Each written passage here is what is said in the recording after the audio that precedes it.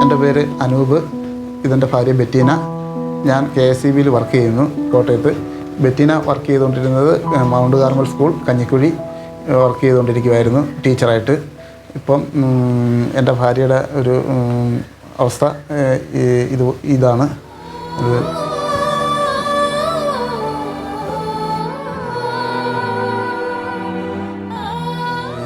സ്കൂളിൽ ടീച്ചറായിട്ട് work ചെയ്തുകൊണ്ടിരിക്കുമായിരുന്നു mount Carmel സ്കൂളിൽ.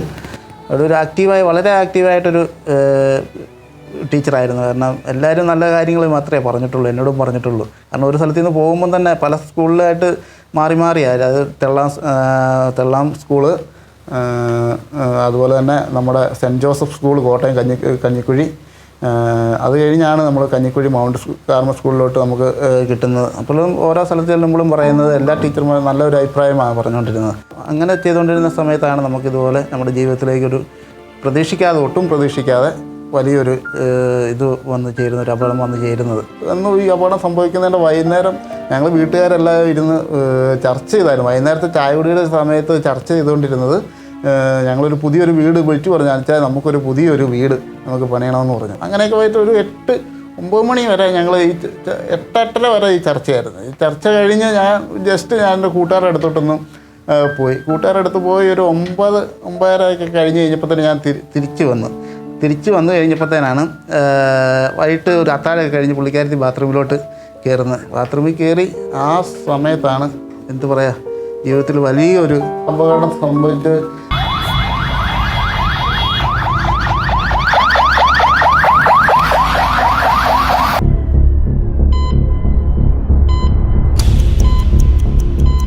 പേഷ്യന്റിന്റെ പേര് ബെറ്റിന മാത്യു, വയസ്സ് 28. ആശുപത്രി കൊണ്ടുവന്നപ്പോൾ കാരത്തസുകാരാണെങ്കിലും ആദ്യമേ തന്നെ നമ്മളോട് പറഞ്ഞത് ഒരു 99% നമ്മളോട് പറഞ്ഞത് 99% പോലും ചാൻസ് ഇല്ല. കാരണം ഹൃദയമിടിപ്പില്ല. അത് 25%-ലോട്ട് കുറഞ്ഞേക്കുക. 25%. എന്നോട് ഡോക്ടർ വിളിച്ച് എന്നോട് അടുത്ത് കയറ്റിയിട്ട് പറഞ്ഞു, നമ്മൾ ഈ പേഷ്യൻറ്റ് എങ്ങനെ ഇവിടെ അഡ്മിറ്റ് ചെയ്യാൻ തന്നെ പാടാണ്, നമ്മൾ മെഡിക്കൽ കോളേജിലോട്ട് കൊണ്ടുപോയിക്കോളൂ എന്നൊക്കെ പറഞ്ഞു. ഞാൻ പറഞ്ഞു, സാറേ എങ്ങനെയും നമുക്ക് ആ സമയത്ത് എന്നാ ചെയ്യേണ്ടതെന്ന് നമുക്കൊന്നും ഒരു അവസ്ഥയില്ല. നമ്മൾ ആ പാടെ ഒരു ഡെസ്പായിട്ട് നിൽക്കുക, എന്നാ ചെയ്യേണ്ടതെന്നോ എന്നാ കാണിക്കുന്നതെന്നോ ഒന്നും അറിയാൻ മേല. ആ ഒരു അവസ്ഥയിലോട്ട് ഡോക്ടറിനോട് ഞങ്ങൾ കാല് പിടിക്കുന്ന പോലെ തന്നെ ഞാൻ പറഞ്ഞു, ഡോക്ടറെ രക്ഷിക്കണം എങ്ങനെയും. അങ്ങനെ സാധാരണ ഡോക്ടർ അവിടെ അഡ്മിറ്റാക്കി പെട്ടെന്ന് തന്നെ ഡോക്ടർ വന്നു. നമ്മുടെ വിവേക് ഡോക്ടർ അന്ന് അവിടെ വന്നു. ആ വിവേക് ഡോക്ടർ വന്ന് പെട്ടെന്ന് തന്നെ വെന്റിലേറ്ററിലോട്ട് മാറ്റുമായിരുന്നു.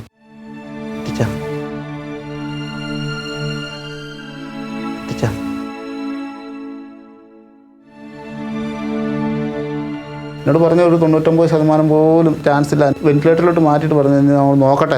അത് കഴിഞ്ഞപ്പോൾ ഞാൻ ഓർത്തത്, അയ്യോ ബ്ലഡ് പ്രഗ്നൻ്റ് ആണല്ലോ. അപ്പോൾ ഞാൻ പെട്ടെന്ന് തന്നെ ഡോക്ടറിനോട് പറഞ്ഞു, ഡോക്ടറെ ബെറ്റീന 2 മാസം പ്രഗ്നൻറ്റും കൂടിയാണെന്ന് പറഞ്ഞു.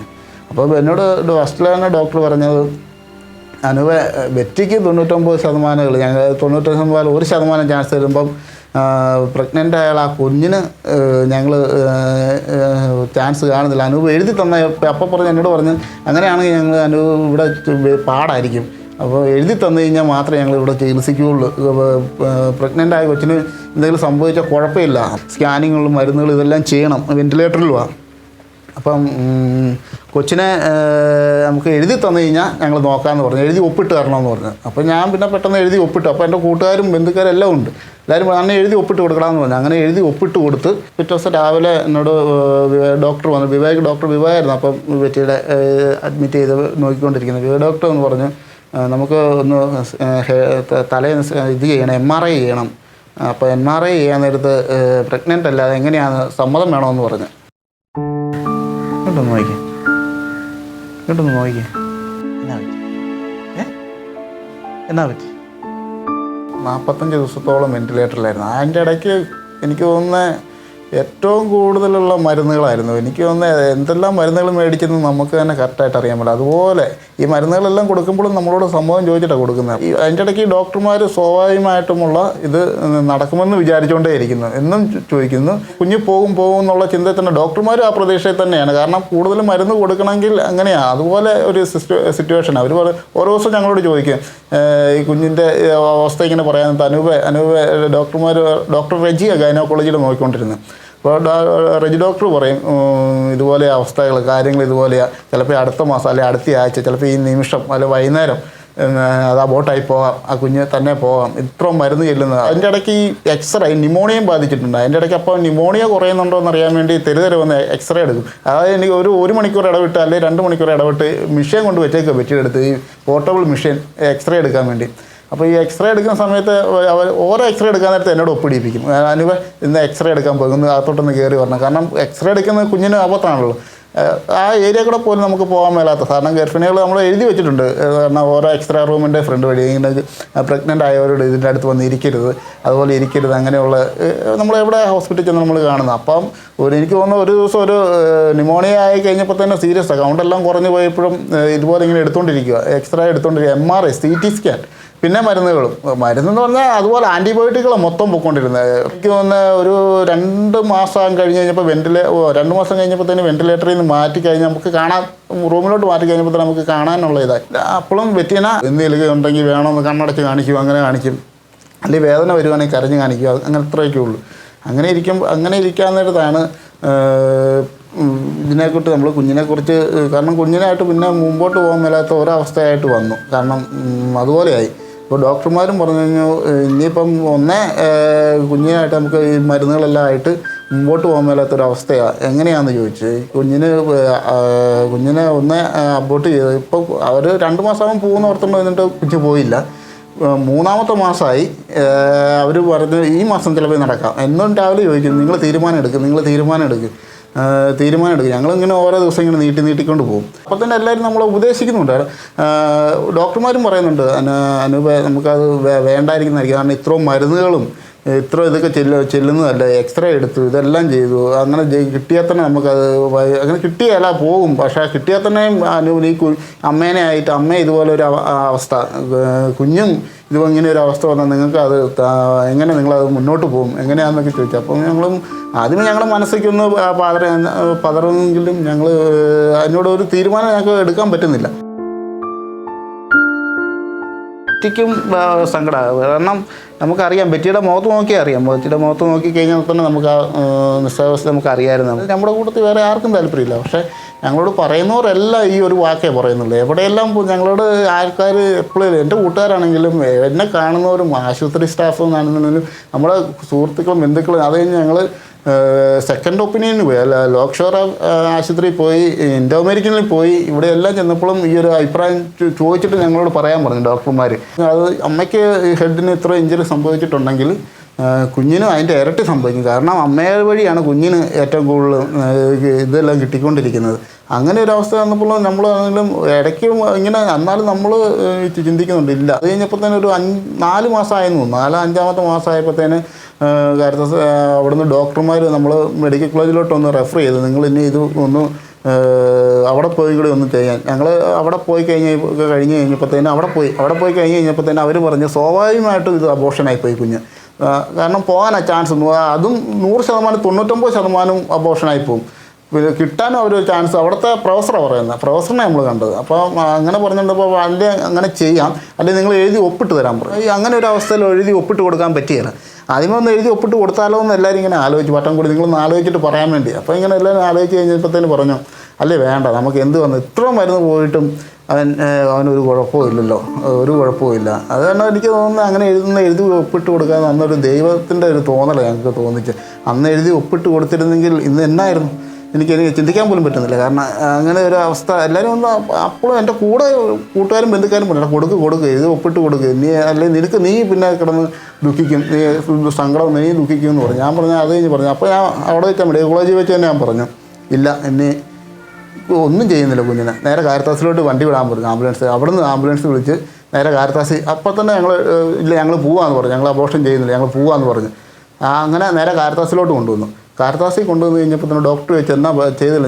ഞാനിപ്പോൾ ഡോക്ടറിനോട് പറഞ്ഞു ഡോക്ടറെ ഇനി ഞങ്ങൾ അപ്പോൾ ചെയ്യുന്നില്ലെന്ന് പറഞ്ഞു, അബോർഷൻ ചെയ്യുന്നില്ല. അവൻ എന്നൊക്കെ വന്നെന്ന് പറഞ്ഞാലും ഞങ്ങൾ ഇനിയിപ്പം അവന് എന്തെല്ലാം കുഴപ്പങ്ങളുണ്ടോ അതൊന്നും ഒരു കുഴപ്പമില്ലെങ്കിലും ഞങ്ങൾ വളർത്താൻ തന്നെ അവനെ കിട്ടുന്ന എങ്ങനെ കിട്ടിയാലും ഞങ്ങൾക്ക് കുഴപ്പമില്ല, ഞങ്ങൾ സ്വീകരിക്കുമെന്ന് പറഞ്ഞു. അങ്ങനെ ഉറച്ച തീരുമാനം. എന്നോട് പറയുന്നതോടെല്ലാം ഞാൻ പറയും ഇനി അങ്ങനെ എന്തെല്ലാം വന്നു എന്നോട് ഇത് പറയണ്ട, ഈ കേസ് കേട്ട് പറയാനാണെങ്കിൽ എന്നോട് പറയണ്ടെന്ന് പറയും.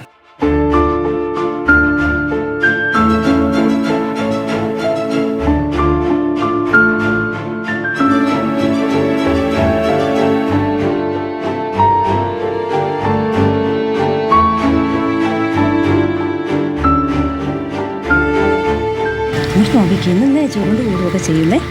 നേരെ കിടന്നേ രാജേഷ് പൊന്ന്, നേരെ കിടന്നു.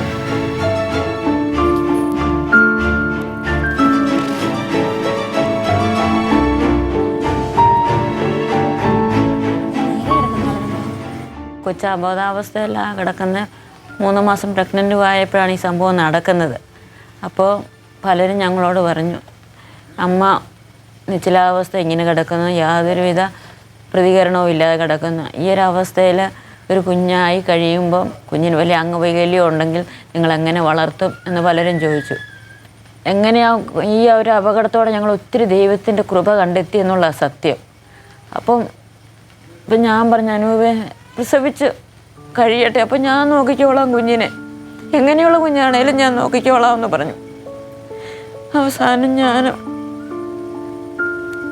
ദൈവത്തോട് ഞങ്ങളെല്ലാവരും ഡോക്ടർമാരുൾപ്പെടെ സർവ്വ ആൾക്കാരും പ്രാർത്ഥിച്ചു. അപ്പം വിവേക് ഡോക്ടറായിരുന്നു ഇതിൻ്റെ മെയിൻ ഡോക്ടർ പറഞ്ഞു, ഓപ്പറേഷൻ്റെ തലേദിവസം ഞങ്ങളെ വിളിച്ചൊരു കൗൺസിലിംഗ്, എന്ത് സംഭവിക്കാം, എന്താണെങ്കിലും നിങ്ങൾ അഡ്ജസ്റ്റ് ചെയ്തേ പറ്റുള്ളൂ. ഇപ്പം ഒരു പക്ഷെങ്കിൽ മൂത്ത കുഞ്ഞിനൊരു തുണയായിട്ടായിരിക്കും ഈ ഇളയ കുഞ്ഞ് വരുന്നത്, അവൻ മിടുക്കനായിരിക്കും എന്നെല്ലാം ഡോക്ടർ ഞങ്ങളോട് പറഞ്ഞു. എങ്ങനെ പോയാലും നിങ്ങളത് അഡ്ജസ്റ്റ് ചെയ്ത്, എന്ത് സംഭവിച്ചാലും നിങ്ങളത് അഡ്ജസ്റ്റ് ചെയ്ത് മതിയാകുള്ളൂ, നിങ്ങൾ അതിനുള്ള മനധൈര്യം കണ്ടെത്തണമെന്ന് പറഞ്ഞു. അങ്ങനെ ഇരിക്കാൻ നേരത്താണ് 5-ാം മാസത്തെ സ്കാനിങ് വരുന്നത്. സ്കാനിങ് ചെയ്ത് റിപ്പോർട്ട് വരുമ്പോൾ എല്ലാവരെയും ഒരു സങ്കടത്തിലാക്കിക്കൊണ്ടൊരു വാർത്ത, അത് നിരാശയുടെ ഒരു വാർത്തയാണ് വരുന്നത്. കുഞ്ഞിൻ്റെ ഒരു കൈ കാണാനില്ല, ഇടത് കൈ കാണുന്നില്ല, അത് എങ്ങനെയാണെന്ന് അറിയാൻ മേല. നമ്മൾ എല്ലാവരും അപ്പോൾ ടെൻഷനായി. അപ്പോൾ എല്ലാവരും ഓർത്ത് അയ്യോ പറഞ്ഞത് ശരിയായല്ലോ, എങ്ങനെ എല്ലാവർക്കും സങ്കടം, ഭയങ്കര സങ്കടം. എനിക്ക് തോന്നുന്നു ഞാൻ എനിക്ക് തോന്നുന്നു വൈകുന്നേരം നേരെ വന്ന് സെൻറ്റ് ആൻ്റണീസ് ചർച്ചിൽ വന്നു നാമ്പടത്ത് വന്നിട്ട് അവിടെ ഇരിക്കാനായിട്ട് ഞാൻ പറയുന്നുണ്ട്. ഞാൻ അപ്പോൾ എൻ്റെ ഒരു പ്രാർത്ഥന എങ്ങനെയാണ്, മാതാവിനെ നോക്കി ഞാൻ പറയും, എൻ്റെയും പെറ്റിനേയും കുഞ്ഞിനെയും നിൻ്റെ മടിയിൽ ഞാൻ സമർപ്പിച്ചേക്ക്, എനിക്ക് തിരിച്ചു തരണമെന്ന് പറഞ്ഞു. ഈശോനെ നോക്കുന്ന പോലെ തന്നെ നീ നോക്കി എനിക്ക് തിരിച്ചു തരണമെന്ന് പറഞ്ഞു. ഞാൻ അവിടെ ചെന്ന് മിക്കപ്പോഴും പ്രാർത്ഥിക്കുന്ന ആ പ്രാർത്ഥന കരച്ചില്ല. സത്യം പറഞ്ഞാൽ ഞാൻ അവിടെ ചെന്ന് കരയായി. സെൻറ്റ് ആൻഡ്രീസ് മിക്കപ്പോഴും ഞാൻ പോകും. എനിക്ക് സമയം കിട്ടുമ്പോഴെല്ലാം ഞാൻ ആ സമയത്ത് വൈകുന്നേരം കാരത്താസിൽ നിന്ന് നേരെ ഞാൻ പോകണം സെൻറ്റ് ആൻഡ്രീസ് സ്കൂളിലോട്ട് പോകും. അവിടെ ചെല്ലുമ്പോൾ ഇച്ചിരി ഒരു സമാധാനം കിട്ടും. അങ്ങനെ പ്രാർത്ഥിച്ച് കഴിഞ്ഞപ്പോൾ തന്നെ പിറ്റേ മാസത്തെ സ്കാനിങ് കഴിഞ്ഞ് കഴിഞ്ഞപ്പോഴത്തേനും റെജിലോട്ട് നല്ല സന്തോഷം. അത് നമ്മൾ കാണാതെ പോയത് കൈ കിട്ടിയില്ലോ എന്ന് പറഞ്ഞുകൊണ്ട് മിറക്കിൾ അതാ പറഞ്ഞത്. റെജിലോട്ടിൽ തന്നെ അത്ഭുതമാണ്. കാരണം നമ്മൾ കാണാതെ പോയ കൈ കിട്ടിയില്ല. ഇത് എങ്ങനെയാണ് അപ്പം തന്നെ റെജി ഡോക്ടറെ അപ്പം തൊട്ടാണ് സത്യം പറഞ്ഞാൽ 6-ാമത്തെ മാസം തൊട്ടാണ് സത്യം പറഞ്ഞാൽ കുഞ്ഞിന് ഒരു കെയറിങ്. അതുവരെ കുഞ്ഞിനെ ആരും അങ്ങനെ കെയറിങ് ഇല്ലെന്ന് പറഞ്ഞാൽ കുഞ്ഞിന് എപ്പോഴും പോകുന്നുള്ള ചിന്തയിലല്ല എല്ലാവരും ഇരിക്കുന്നത്. ഡോക്ടർമാരാണെങ്കിലും എല്ലാവരും. അതിപ്പോൾ 6-ാം മാസം തൊട്ട് നേരെ മറിച്ച് പിന്നെ അത് കുഞ്ഞിനെയായി പിന്നെ ശ്രദ്ധ. അപ്പോൾ പിന്നെ മരുന്നുകളെല്ലാം കട്ടികൂടിയ എല്ലാ മരുന്നുകളും നിർത്തി. മരുന്നുകളെല്ലാം നിർത്തി കുഞ്ഞിന് ദോഷമില്ലാത്ത മരുന്നുകളെല്ലാം കൊടുക്കാൻ തുടങ്ങി. കൊടുത്ത് 6-ാമത്തെ മാസം അന്നത്തിന് അത് 6-ാമത്തെ മാസം കഴിഞ്ഞപ്പോൾ പിന്നെയും വലിയൊരു പ്രശ്നം, അതിനേക്കാളും വലിയ പ്രശ്നം വന്നിരിക്കുന്നത് ഫ്ലൂയിഡ് പോകാൻ തുടങ്ങി. അപ്പം പെട്ടെന്ന് അനുഭവം അത് അപ്പോൾ ഡോക്ടർ പറഞ്ഞു ചിലപ്പോൾ അത് അബോർഷൻ ആകാനുള്ള ചാൻസാണെന്ന് പറഞ്ഞു. ചിലപ്പോൾ ഈ അബോർഷൻ ആകുമെന്ന്, കാരണം ഫ്ലൂയിഡ് പോയി കഴിഞ്ഞാൽ അതിൻ്റെ ലക്ഷണം എങ്ങനെയാണെന്ന് പറഞ്ഞു. അപ്പം മമ്മിയൊക്കെ ഉണ്ട്. മമ്മി എന്നൊക്കെ പറഞ്ഞ് പ്രാർത്ഥന ചെയ്ത സമയം ഫ്ലൂയിഡ് പെട്ടെന്ന് പറഞ്ഞ ഒരു ഇഞ്ചക്ഷനുണ്ട്, 2 ഇഞ്ചക്ഷനുണ്ട്, നമുക്കൊന്ന് കൊടുത്തു നോക്കാം, എങ്ങനെയാണെന്ന് അറിയാൻ മേലെന്ന് പറഞ്ഞു. നമുക്കൊന്ന് പ്രാർത്ഥിക്കാനൊക്കെ പറഞ്ഞു. ഞങ്ങളപ്പോൾ നമുക്ക് പ്രാർത്ഥനയുള്ളൂ. ആ ഒരു കൊല്ലം ഞങ്ങൾ പ്രാർത്ഥനയിലാണ് പോകണം. കാരണം വിശ്വാസത്തിൻ്റെ വാതിലോട്ട് ഞാനൊക്കെ അറിയാമല്ലോ, ചിലപ്പോൾ നമ്മൾ അങ്ങനെ അല്ലായിരുന്നു. കാരണം ഞാനൊന്നും അങ്ങനെയല്ല. ഈ ഒരു അവസ്ഥ അത് കഴിഞ്ഞപ്പോഴാണ് നമ്മൾ ദൈവത്തിനോട്ട് കൂടാൻ തന്നെ വലിയൊരു അടുത്ത് ഇടകാൻ തന്നെ ഒരു അവസ്ഥ വന്നത് ഈ ഒരു സഹനത്തിലൂടെയാണ്.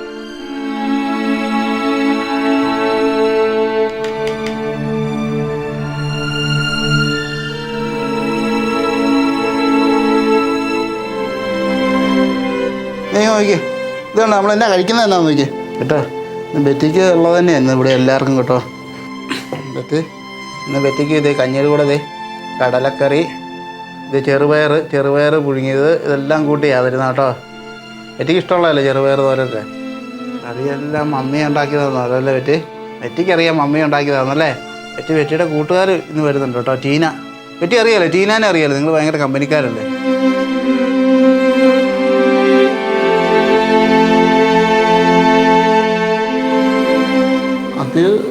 അവിടുന്ന് പെട്ടെന്ന് പിന്നെ ഇഞ്ചക്ഷൻ ഉണ്ടായിരുന്നു, ICU കയറ്റി പെട്ടെന്ന് ICU കയറ്റി ഒരു 3-4 ഇഞ്ചക്ഷൻ അത് തുടർച്ചയായിട്ട് കുത്തിയിടണമായിരുന്നു. അത് തുടർച്ചയായി ഒരു 3 ദിവസത്തേന് കുത്തിയിട്ട് കഴിഞ്ഞപ്പോൾ തന്നെ അത് പിന്നെ നോർമലായി, കുഴപ്പമില്ല.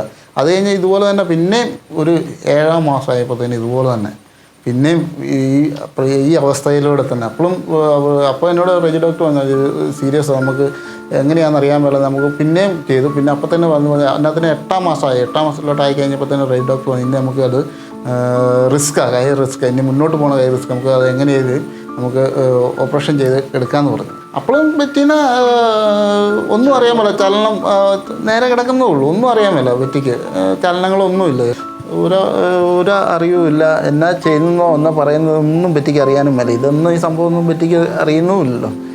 അങ്ങനെ ഇരിക്കാൻ നേരം 2018 ജൂൺ 14-ാം തീയതി ഞങ്ങൾ 12-ാം തീയതി അതിനെ ഫിക്സ് ചെയ്ത ഡോക്ടർ. അപ്പോൾ 12-ാം തീയതി അപ്പോൾ 3-4 പ്രസവമൊക്കെ ഉണ്ട്. അപ്പോൾ ഡോക്ടർ പറഞ്ഞു, എനിക്ക് അത് വേണ്ട, നമുക്ക് വേറെ ഈ ഒറ്റയ്ക്ക് ഒരു ദിവസം ചെയ്യണം, എനിക്ക് കൂടുതൽ കോൺസെൻട്രേഷൻ ഇതിനു വേണ്ടി കൊടുക്കണം, എന്തെങ്കിലും വന്നു കഴിഞ്ഞാൽ അത് നമുക്ക് ഒരു ദിവസം നമുക്ക് 14-ലോട്ട് മാറ്റാം, ഡേറ്റ് 14-ലോട്ട് മാറ്റി ലേബർ റൂമിലോട്ടും ഉണ്ട്. ലേബർ റൂമിലോട്ട് കയറ്റി കഴിഞ്ഞപ്പോൾ ഞാൻ നേരെ പോയത് പള്ളിയിലോട്ടാണ്. ഞാനവിടെ പോയി സത്യം പറഞ്ഞാൽ കരഞ്ഞ് പ്രാർത്ഥിക്കാൻ വേണ്ടി പോയത്. കാരണം കർത്താവ് ഒന്നും വരുത്തരുത്, നല്ല സന്തോഷവാനായിട്ടൊരു, കാരണം ബെറ്റി അമ്മയ്ക്ക് ഈ ഒരു അവസ്ഥയാണ്. അപ്പോൾ ഈ കുഞ്ഞിനെയും കൂടെ എനിക്ക് ആ അവസ്ഥയിൽ തന്നെ ഞാൻ എന്നാ ചെയ്യും, ഞാൻ തകർന്നു പോയില്ല. ഇങ്ങനെ പ്രാർത്ഥന എനിക്ക് അങ്ങനെ ഒരു അവസ്ഥ ഉണ്ടാക്കില്ല, ഞാൻ തന്നെ വിശ്വസിക്കുന്നു. കാരണം അപ്പോൾ എനിക്ക് വിശ്വാസം, കാരണം ഇത്ര സംഭവം നടന്നു കഴിഞ്ഞപ്പോൾ എനിക്ക് വിശ്വാസം, ഒരു കുഴപ്പമില്ല, കുഞ്ഞിനെ കിട്ടും, എനിക്ക് 100% വിശ്വാസം. ഇപ്പോൾ ഞാൻ പള്ളിയിൽ ഇരിക്കാൻ നേരത്താണ് എന്നെ വിളിച്ച് പറയുന്നത്. 8:30 ആയപ്പോൾ തന്നെ എന്നെ വിളിച്ച് പറഞ്ഞു, നീ എവിടെയാണെന്ന് ചോദിച്ചു. ഞാൻ പറഞ്ഞു, ഞാൻ പള്ളിയിലാണ്. നീ ഇവിടെ എല്ലാം ഡോക്ടർമാർ സിസ്റ്റർമാരെല്ലാം നിന്നെ തിരക്കുക. ഞാൻ പിന്നെ പെട്ടെന്ന് പള്ളിയിൽ നിന്ന് വന്നപ്പോഴത്തേനും എന്നെ വിവേക് ഡോക്ടറെല്ലാം വന്ന് പൊക്കത്ത് വന്ന് നിൽക്കുക, എല്ലാ ഡോക്ടർമാരും വന്ന് നിൽക്കുക, റെജി ഡോക്ടറും എല്ലാവരും വന്ന് നിൽക്കുക. അപ്പോൾ എന്നോട് പറഞ്ഞു, അനുഭവം നമ്മുടെ എല്ലാം അത്ഭുതപ്പെടുത്തിക്കൊണ്ട് എന്താ ഒരു നിനക്ക് നല്ലൊരു ആൺകുഞ്ഞു കൊടുക്കും, ഒരു കുഴപ്പമില്ലാന്ന് വിവേക് ഡോക്ടർ എന്നോട് പറഞ്ഞു.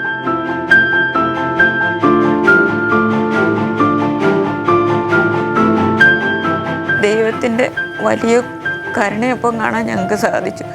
ഒരു കുഴപ്പമില്ലാതെ നല്ലോണക്ക് സുബോധമുള്ള മക്കൾ പ്രസവിക്കുന്നത് പോലെ നല്ലൊരു കുഞ്ഞിനെ ഇവൻ ഞങ്ങൾക്ക് തന്നു. അത് ദൈവത്തിൻ്റെ വലിയ കരുണയായിട്ട് ഞങ്ങൾക്ക് അനുഭവപ്പെട്ടു. ഇങ്ങനെ ഒരു സംഭവം അവരുടെ ജീവിതത്തിൽ ആദ്യമായിട്ടാണ് എന്നെ ചികിത്സിച്ച റെജി ഡോക്ടർ പറഞ്ഞത്. കാരണം ഈ സംഭവം നടക്കാൻ നേരത്ത് പുള്ളി ഒത്തിരി പേരോട് അഭിപ്രായം തരാൻ പറ്റും. പുള്ളിക്ക് ഇതിൻ്റെ എക്സ്പീരിയൻസ് ഇല്ല ഇതിന് മുമ്പ്. ഗൂഗിളിലെല്ലാം തിരഞ്ഞു, അതായത് പുള്ളി തിരയാന്നിടത്ത് ഇങ്ങനെ ഒരു എക്സ്പീരിയൻസ് എവിടെയെങ്കിലും നടന്നിട്ടുണ്ടോ, അതിൻ്റെ എങ്ങനെയെങ്കിലും നോക്കി എനിക്ക് എടുക്കണം പഠിക്കാൻ വേണ്ടി എന്നോട് നേരിട്ട് ഇങ്ങനെ പറഞ്ഞിട്ടുണ്ട്. അപ്പോൾ ഞാൻ എവിടെ ലോകത്തായാലും മൊത്തം തിരഞ്ഞു. ഇങ്ങനെ ഒരു അവസ്ഥയിലൊന്ന് അമ്മ അല്ലെങ്കിൽ കുഞ്ഞിനെ ഒരിക്കലും കിട്ടിയിട്ടില്ലെന്ന് പറഞ്ഞു. അങ്ങനെ ഒരു അവസ്ഥയിൽ കുഞ്ഞിനെ ഇന്നവരെ കിട്ടിയത് അത് അറിയാൻ മേല, തിരഞ്ഞിട്ടും സെർച്ച് ചെയ്തിട്ടും എനിക്ക് കിട്ടിയിട്ടില്ലെന്നാണ് പറഞ്ഞത്. അപ്പം അങ്ങനെ ഒരു അവസ്ഥയിൽ ഇത് ആദ്യമായിട്ട് സംഭവം ലോകത്ത് നടന്നിട്ടുണ്ടോ എന്ന് പോലും പുള്ളി എന്നോട് പറഞ്ഞു. ഇങ്ങനെ ഒരു അവസ്ഥ ഇങ്ങനെ നടന്നിട്ടുണ്ടോ എന്ന് പോലും അറിയാൻ മേലെന്ന് പറഞ്ഞു.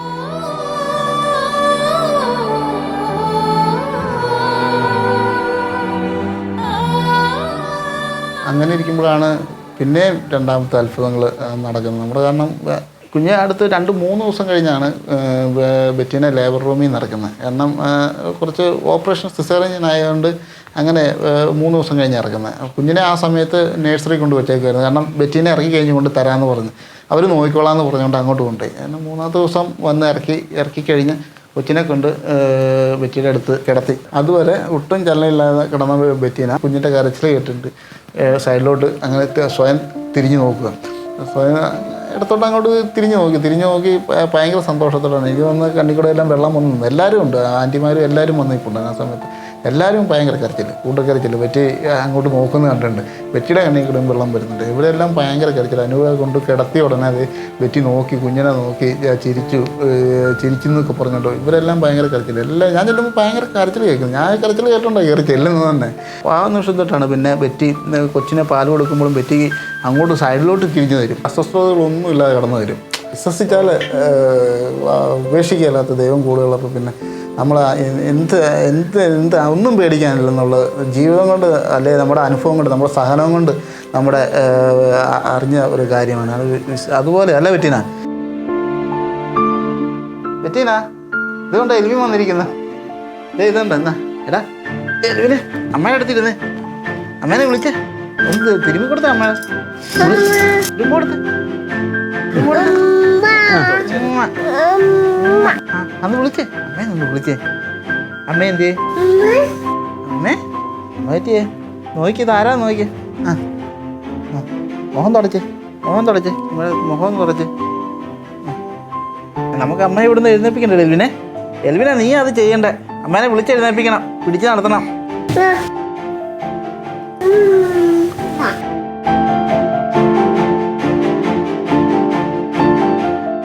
സത്യം പറഞ്ഞാൽ ഞങ്ങൾ പലതും മറന്നത് ഈ കുഞ്ഞിൻ്റെ കളിയും ചിരിയും കണ്ടുകൊണ്ടാണ്. ഈ കുഞ്ഞിൻ്റെ സംസാരം അത് തന്നെയല്ല ഒരു പ്രത്യേക ദൈവിക അനുഭൂതിയുള്ളൊരു കുഞ്ഞായിട്ട് ഞങ്ങൾക്ക് തോന്നി. കാരണം പറയുന്ന കാര്യങ്ങളൊക്കെ ഇപ്പോൾ ഇവിടെ ഇരിക്കാൻ പറഞ്ഞാൽ സെക്കൻഡ് ഇരിക്കും, എഴുന്നേറ്റ് പോകുക അത് വേറെ കാര്യം. എന്നാലും പറയുന്നതിനോടെല്ലാം ഒരു അനുകരണം. എപ്പോഴാണേലും ഹല്ലേലൂയ പറയാൻ പറഞ്ഞാൽ കൈ പൊക്കി പിടിച്ച് ഹല്ലേലൂയ പറയും, ആമേൻ പറയും. ഞങ്ങൾ കുരിശ് വരയ്ക്കാനിരിക്കുമ്പോൾ നമുക്ക് പ്രാർത്ഥിക്കാമെന്ന് പറയുമ്പോൾ തീ എന്ന് പറയും, തിരി കത്തിക്കാൻ നേരം. എന്നിട്ട് അവൻ ഇങ്ങനെയാണ് കുരിശ് വരയ്ക്കുന്നത്, ഇവിടെ കുരിശ് വരയ്ക്കുന്നത്. എന്നിട്ട് അതെല്ലാം പുലമ്പി പറഞ്ഞുകൊണ്ടിരിക്കും. അതുപോലെ തന്നെ ബൈബിളാണ്, മോനെ ബൈബിൾ എടുത്തുകൊണ്ട് പോകാമെന്ന് പറഞ്ഞപ്പോൾ എടുക്കാൻ മേലാഞ്ഞിട്ടാണെങ്കിൽ അത് എടുത്തു കൊണ്ടുവന്ന് നമ്മുടെ കയ്യിൽ തന്ന് പിന്നെ എന്നിട്ട് അവൻ വായിക്കുന്നതായിട്ട് ഓരോന്നിങ്ങനെ പറഞ്ഞുകൊണ്ടിരിക്കും. ടി വിയിലാണ് ശാലോൻ ടി വി വെക്കുമ്പം സ്തുതിപ്പ് വരുമ്പോൾ അവനും വന്ന് നിന്ന് കൈ പൊക്കി പിടിച്ച് ഹല്ലേലൂയ പറയും. അതുപോലെ തന്നെ എല്ലാ കാര്യത്തിനും ഒരു പ്രത്യേക സ്വഭാവം അവന് കാണുന്നുണ്ട്. വൈകിട്ട് വല്യപ്പൻ്റെ കൂടെയാണ് കിടക്കുന്നത്.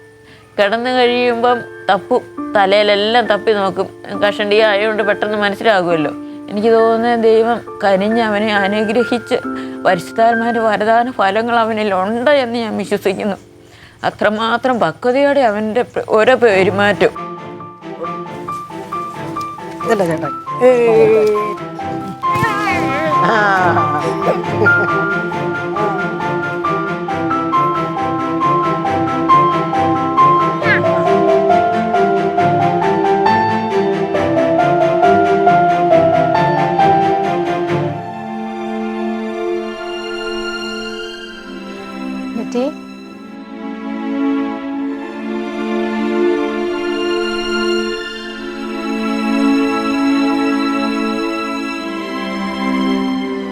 ഞാൻ ബെറ്റിയുടെ സുഹൃത്താണ്. ഞങ്ങളുടെയൊക്കെ പ്രിയപ്പെട്ട ബെറ്റിനെയാണിത്. ഞങ്ങളെല്ലാവരും സ്നേഹത്തോടെ ബെറ്റി എന്ന് വിളിക്കുന്ന ബെറ്റിന. ആദ്യമൊക്കെ ബെറ്റിയെ കാണാൻ വരുമ്പോൾ വളരെയധികം ദുഃഖമായിരുന്നു. കാരണം അവളുടെ എപ്പോഴും ഞങ്ങളുടെ ഒപ്പം ചിരിച്ച് കളിച്ച് എപ്പോഴും ചിരിച്ച മുഖത്തോടെ ഞങ്ങളെല്ലാവരും ബെറ്റിയെ കണ്ടിട്ടുള്ളൂ. ആ അവസ്ഥയിൽ നിന്നൊക്കെ വിഭിന്നമായിട്ട് ബെറ്റി ഈ ഒരു അവസ്ഥയിൽ കാണുമ്പോൾ ആദ്യമൊക്കെ ഞങ്ങൾക്ക് ഭയങ്കര ദുഃഖമായിരുന്നു. ഒത്തിരി മാറ്റമുണ്ട് ബെറ്റിനായിക്ക്. വളരെ ഒത്തിരി സ്വപ്നങ്ങളൊക്കെ ഉള്ള വലിയൊരു നല്ലൊരു അധ്യാപികയാകണമെന്ന് ഒത്തിരി ആഗ്രഹം ഉണ്ടായിരുന്ന ഒരു പെൺകുട്ടി. പക്ഷേ ഇപ്പം ഇനി അവളുടെ ആഗ്രഹങ്ങളൊക്കെ സഫലമാകും, എനിക്ക് നല്ല ഉറപ്പുണ്ട്. കാരണം ബെറ്റി പതുക്കെ ജീവിതത്തിലേക്ക് തിരിച്ചു വരും. അവളുടെ കുഞ്ഞുങ്ങളുടെ കൂടെയും അവളുടെ പ്രിയപ്പെട്ട അനുവിൻ്റെ കൂടെയൊക്കെ പുതിയൊരു ജീവിതം വീണ്ടും അവൾ തുടങ്ങും. നല്ലൊരു അധ്യാപികയായിട്ട് ഒത്തിരി കുഞ്ഞുങ്ങൾക്ക് അമ്മയായിട്ട് ബെറ്റി ജീവിതത്തിലേക്ക് തിരിച്ചു വരും എന്നുള്ള പ്രതീക്ഷ എനിക്കും ഞങ്ങളുടെ സുഹൃത്തുക്കൾക്ക് എല്ലാവർക്കും ഉണ്ട്. ബെറ്റി പെണ്ണേ, ബെറ്റിന ഇങ്ങോട്ട് നോക്കിക്കേ.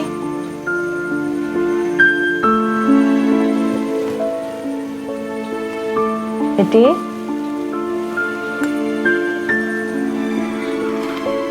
മുൻപൊക്കെ ഇങ്ങനെയൊക്കെ വരുമ്പോൾ ഞങ്ങൾ കാണാനൊക്കെ വരുമ്പോൾ ബെറ്റി അനങ്ങത്തില്ല. വിളിച്ചാലൊന്നും റെസ്പോൺസ് ഒന്നും ഇല്ലാതെ എപ്പോഴും കണ്ണടച്ച് കിടക്കുന്ന ഒരു ബെറ്റിനായിരുന്നു. പക്ഷെ ഇപ്പം അങ്ങനെയൊന്നുമല്ല. ബെറ്റി ആര് വിളിച്ചാലും ശ്രദ്ധിക്കാൻ തുടങ്ങി, ചെറിയ ചെറിയ ശബ്ദങ്ങൾ ശ്രദ്ധിക്കാൻ തുടങ്ങി. എല്ലാ കാര്യങ്ങളിലും ചെറിയ ശ്രദ്ധ കാണിക്കുന്നുണ്ട്. അവൾക്ക് തനിയെ എഴുന്നേക്കണമെന്നുള്ള ആഗ്രഹമുണ്ട്, തനിയെ എഴുന്നേക്കാൻ അവൾ ശ്രമിക്കുന്നുണ്ട്. അങ്ങനെ ഒത്തിരി മാറ്റങ്ങൾ ബെറ്റിനയുടെ ജീവിതത്തിലുണ്ട്. ഈ ഒരു മാറ്റം ബെറ്റിയുടെ ജീവിതത്തിലേക്ക് കൊണ്ടുവന്നത് ബെറ്റിയുടെ കുഞ്ഞിക്കുട്ടനാണ്, എൽവിൻ കുട്ടനാണ്. ബെറ്റിയുടെ ജീവിതത്തിലേക്ക് ഇത്രയും വലിയ മാറ്റങ്ങൾ കൊണ്ടുവന്ന അത്ഭുത ശിശു. ഈ ബെറ്റിയുടെ ജീവിതത്തിലെ ഈ മാറ്റങ്ങൾക്കും ഈ കൊച്ചു കൊച്ചു സന്തോഷങ്ങൾക്കെല്ലാം ദൈവത്തിന് നന്ദി പറയുകയാണ്. ഈശോയ്ക്ക് നന്ദി.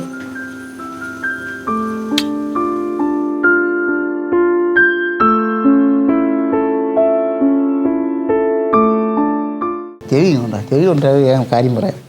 ചെവി ശരിയേ ഇങ്ങനെ നോക്കി ഡേ ഡേ എത്തി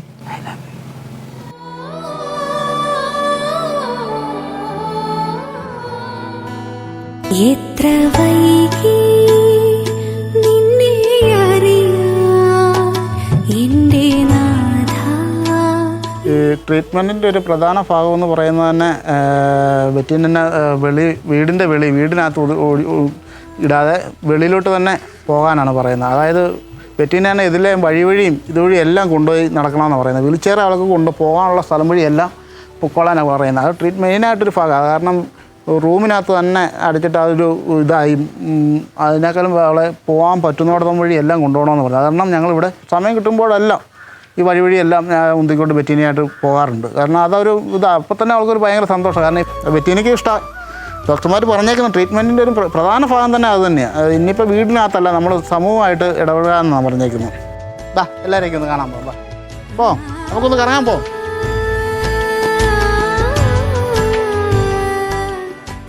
നിരാശയായിട്ട് കഴിയുന്നവർക്കെല്ലാം ഒരു പ്രത്യാശ ആയിക്കോട്ടെ നമ്മുടെ ജീവിതം കൊണ്ട് നമുക്ക് കാണിച്ചു കൊടുക്കാമല്ലോ. അല്ലേ ബെറ്റീന?